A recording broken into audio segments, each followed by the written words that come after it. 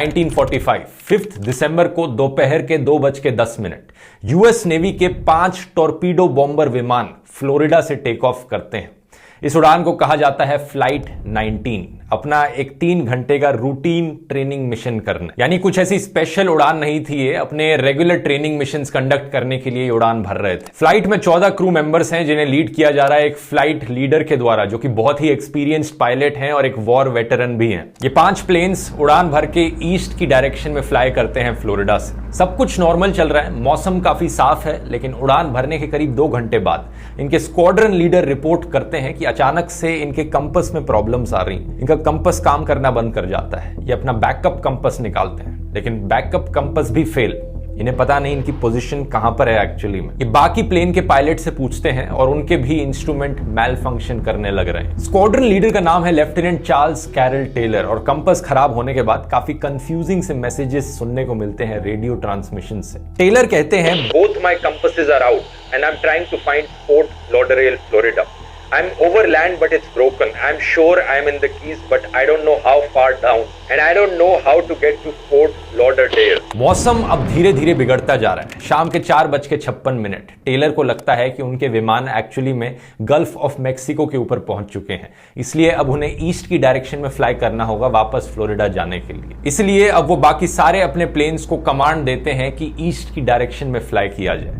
लेकिन कुछ फ्लाइट में क्रू मौजूद है जिन्हें लगता है कि नहीं, वो एक्चुअली में अभी ईस्ट में ऑलरेडी हैं, उन्हें वेस्ट में फ्लाई करना चाहिए। इस ऑर्डर के एकदम बाद उनमें से एक प्लेन से एक रेडियो ट्रांसमिशन सुनने को मिलता है।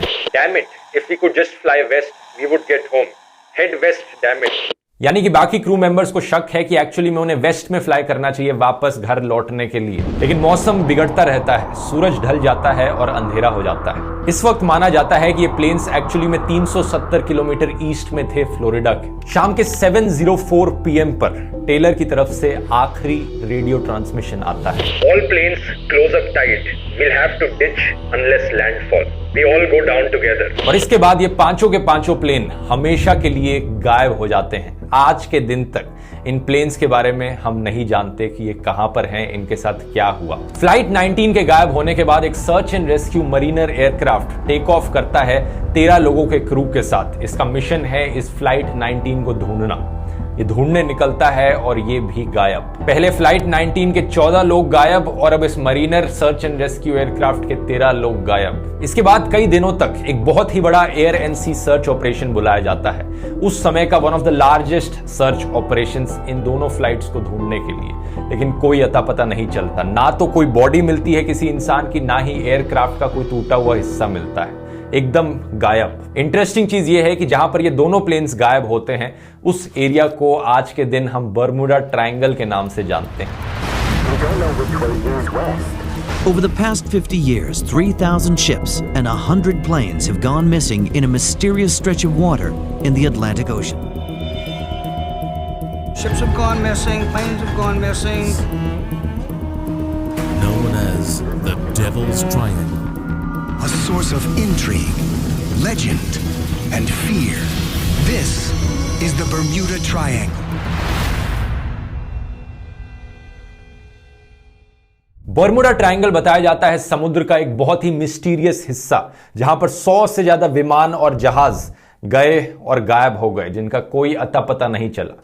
ये एक ऐसा एरिया है जो अमेरिका में फ्लोरिडा से लेकर प्योर्टो रिको तक और ऊपर बर्मुडा देश तक एक तरीके का ट्रायंगल सा एरिया बन जाता है। यहां पर ओवरऑल 5 लाख स्क्वायर माइल से भी ज्यादा का ये एरिया है जहां पर ये लाई करता है। बर्मुडा ट्रायंगल के किस्से 500 साल से भी ज्यादा पुराने हैं। साल 1492 में क्रिस्टोफर कोलंबस जब नई दुनिया की खोज करने निकले थे, उन्होंने रिपोर्ट किया कि जब वो इस एरिया से गुजर रहे थे, उनका कंपस काम करना बंद कर गया और एक रात उन्होंने जब अपने जहाज से बाहर आसमान की तरफ देखा, उन्हें एक बड़ी ही अजीब सी रोशनी दिखाई दी, एक स्ट्रेंज लाइट जो आग के गोले जैसी दिख रही थी, और वो आग का गोला इन्हें आसमान में दिखा नीचे समुद्र में गिरता हुआ।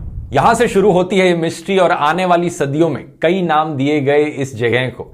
The graveyard of the Atlantic, the sea of doom, Sargasso graveyard, ये ऐसे नाम थे जिन्हें 18th और 19th सेंचुरी में इस्तेमाल किया जाता था। लेकिन जो बर्मुडा